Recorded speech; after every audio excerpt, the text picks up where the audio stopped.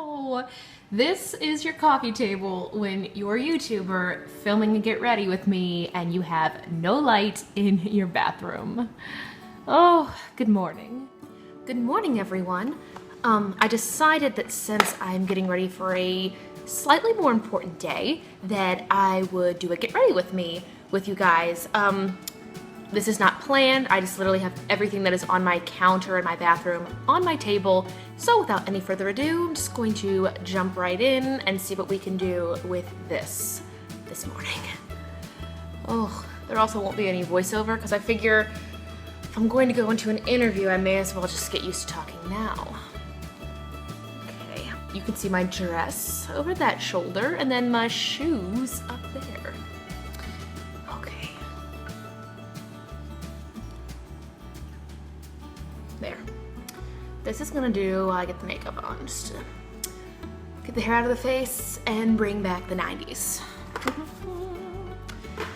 Anyway, happy October, everyone. This again is not planned, so I literally have everything down here on my table. I hope you are all having a wonderful, wonderful beginning of fall. If you live in the Midwest, you'll notice that the Midwest hasn't decided if it's gonna be fall yet or not. In the morning I wake up and it's beautiful 60-degree weather, and then by 1 o'clock it's 70 or even 85 degrees like today. Oh, anyway. Oh, I'm gonna start with a little bit of primer. Anyway, I spent most of this morning cleaning out my computer. You guys ever go on your computer, your laptop, and see how much space you don't have and then not understand why? And then you go on to like your photos or your downloads or just your storage on the computer and you realize that you have so much stuff on the computer. This morning was really just cleaning up my life. Okay, we're back. And I also fixed this ponytail because it wasn't enough like the Babysitter's Club. Does anybody here in the world of YouTube do anything special for the fall? Personally, I love fall. Obviously, it's everyone's favorite season because duh. But I like to make, well, more importantly, eat caramel or caramel apples with peanuts on them. I think they're amazing. I like apple cider cold, not hot. Hay rides are okay, but I'm a bigger fan of bonfires just because I like the smell of the leaves and the burning wood on like the cool evenings. And then the best part of fall, in my opinion, is being able to wear sweaters and long shirts and, you know, leggings and jeans come back into comfort with the temperature again. You're not sweating. Although there is that awkward like 2 weeks transitioning from summer to autumn where it's really, really cold in the morning and then it gets really hot. So when you go to work in the morning, you're freezing, so you put on sweaters and long sleeves and jackets, and then by your lunch break, you are sweating profusely and it's just annoying. That's where we are now. Hopefully by the end of October we will not be there. So I guess I should talk about why I'm getting ready this morning. I am meeting with a potential agent here in the city. For those that don't know, other than run this channel and a music business, I also am a performer, like an actress, singer, dancer, and I moved to the city I moved to the city a year ago. I did 5 years performing on cruise ships and then just wanted a life that wasn't, you know, consumed by when am I back on board and, you know, only getting to know people for 7 days as guests and then they leave. And it was wonderful while it was there. It was a great time in life, but I just wanted something a little different. So I moved to the city and I started doing auditions and shows, and my two most recent shows this year was Mary Poppins, and I will have like an anniversary video on this channel because it's gonna be our 6 or 7 month from the show opening and running back in March. And it was just a great time. Being Mary and Mary Poppins was wonderful. The flying was the best part. and it was actually done as a fundraiser for a children's hospital. So all the proceeds to the show went to Nationwide Children's Hospital, hospice, and palliative care. And we got to go to the hospital for a day and perform for them, and it was really, really nice.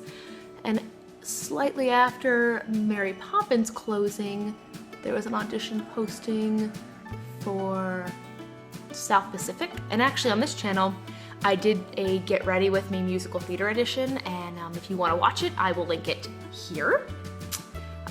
It was just me sitting in the same spot getting ready for South Pacific, and that show was also really great. The music was wonderful. I did the show once before in college, but I was just in the ensemble, so to come back as the leading lady in the musical, this was nice to revisit that show. Rodgers and Hammerstein write some beautiful music. If you know anything about musical theater, you know what I'm talking about. And then literally this all happened like one after the other. Right after Poppins, South Pacific happened, and then right after South Pacific happened, it was 3 days after closing. And if you or anyone you know does shows, you will know as soon as a show closes, all you want to do is relax and not be in rehearsal and not be running around, you know, figuring out how you're going to eat dinner between work and your 6 o'clock show call. And I was just relaxing in my post-show state. I was in my post-musical state, and I got this phone call from an unknown phone number, so I let it go to voicemail like I usually do. And a voicemail came up, and it was from an artistic director from a symphony here in town asking me if I was interested in not auditioning, but just being their soprano singer for their summer benefit concert. If you know anything about theater or the biz at all, you know that very rarely does anyone ever call you and offer you, you know, a gig or a performance or concert of that magnitude. Like symphony orchestra, the entire orchestra was filled with professional musicians, and I got that phone call and I was kind of taken aback. So I called, you know, the guy back and I said, you know, what kind of music? And he said classical musical theater, you know, West Side Story, Sound of Music. He even said potentially South Pacific, which I didn't care. I was like, whatever you want. Like, just to make your debut with a symphony orchestra was so amazing. And of course I said yes. So I had, I think, 3 weeks to prepare this concert. And what's nice about symphony concerts is the only rehearsal you have is the day of, because they're all professionals and you are expected to come into the first rehearsal completely, you know, as we say, off book or memorized with all the music. By the way, it was super fun doing the Sound of Music medley because I sang the 16 going on 17 duet to myself, which was interesting. But it was a good time, enjoyed it.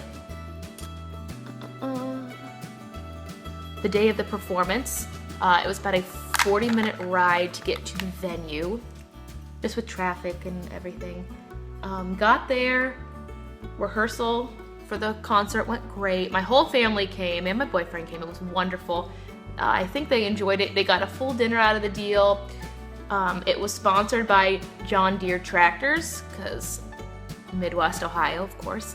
And in the middle of the concert, one of the stage managers comes up to me and says, oh, by the way, it's important to note this was an outdoor concert.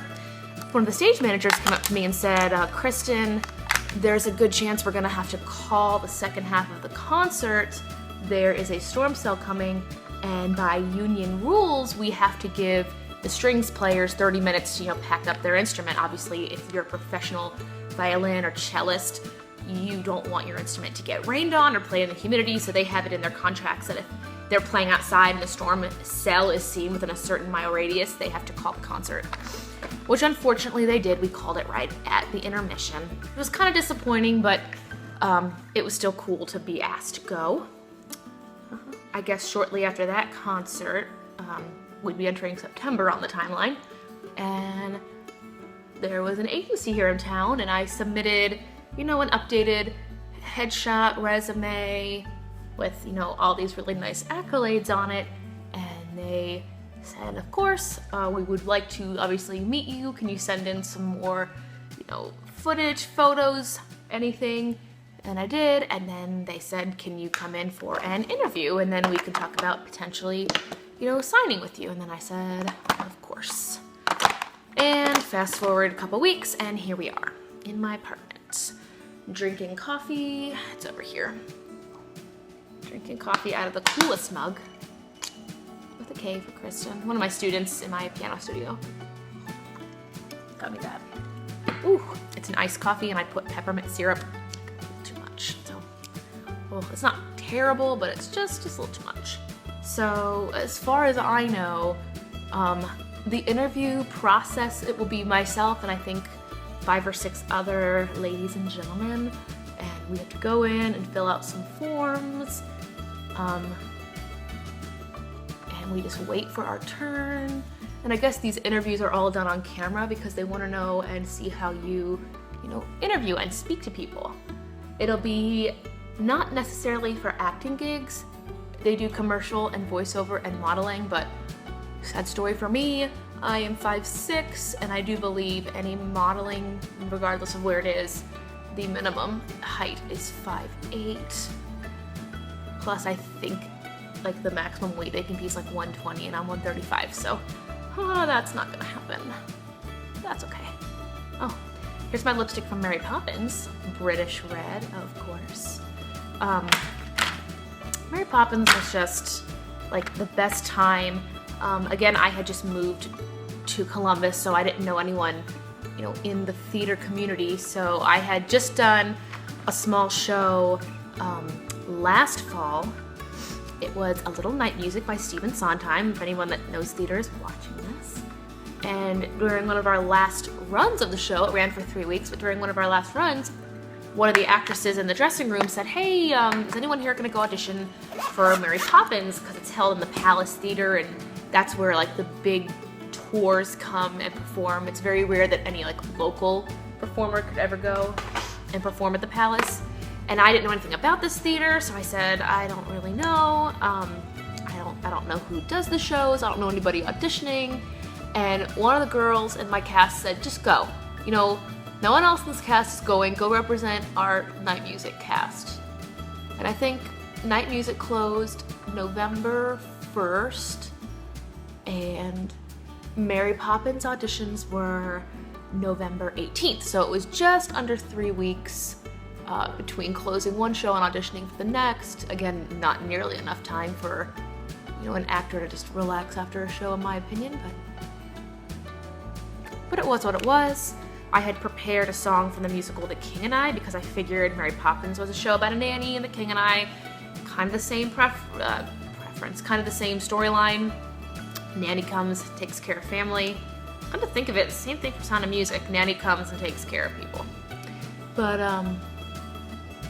I went and auditioned. It was, there were so many people there. I think it was like 180 plus people were auditioning for Mary Poppins that day. And I was number 13. I still remember because I put my sticker. Yes, if you wear stickers, they brand you. My sticker was sticker number 13. What a lucky number.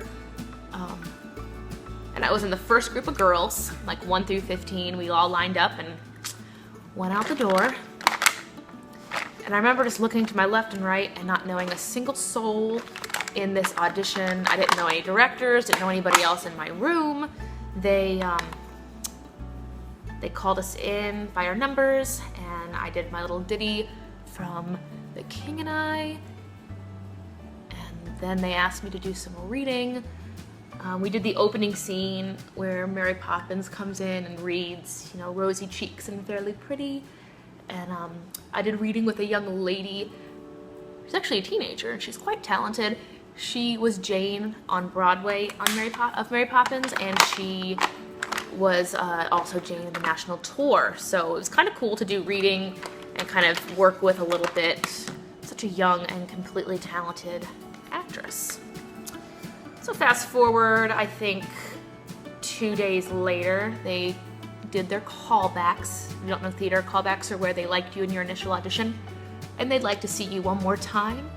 And they had sent me a couple songs that were not in the movie. There's a song called Practically Perfect, and then a duet from This Evil Nanny, if you know the musical.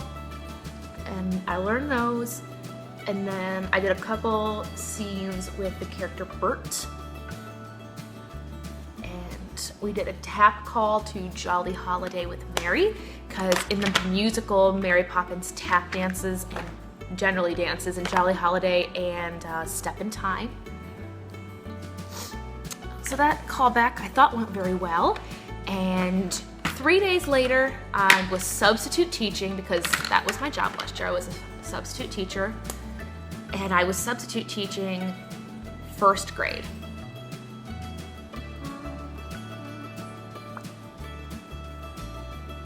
Sorry. Yes, substitute teaching first grade, and it was just about time for lunch and recess. And one of my girlfriends texted me in all capital letters, and she said, "Check your email now." And when you're substitute teaching such young children, you don't just say, "Hey guys, go play in the corner, I gotta check my email." I made sure they were all, occupied, they were getting ready for lunch, and I just pulled my computer out and I logged in and I saw, cast list of Mary Poppins. And that's when any actor, doesn't freak out, but the world stops, because you don't know what's going to happen. And what's in that document. So I just clicked open.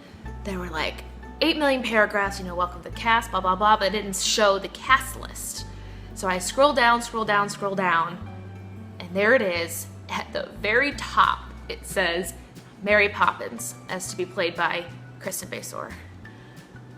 And I read it, and it kind of sunk in for a really quick second. I let my kids go out to recess 5 minutes early.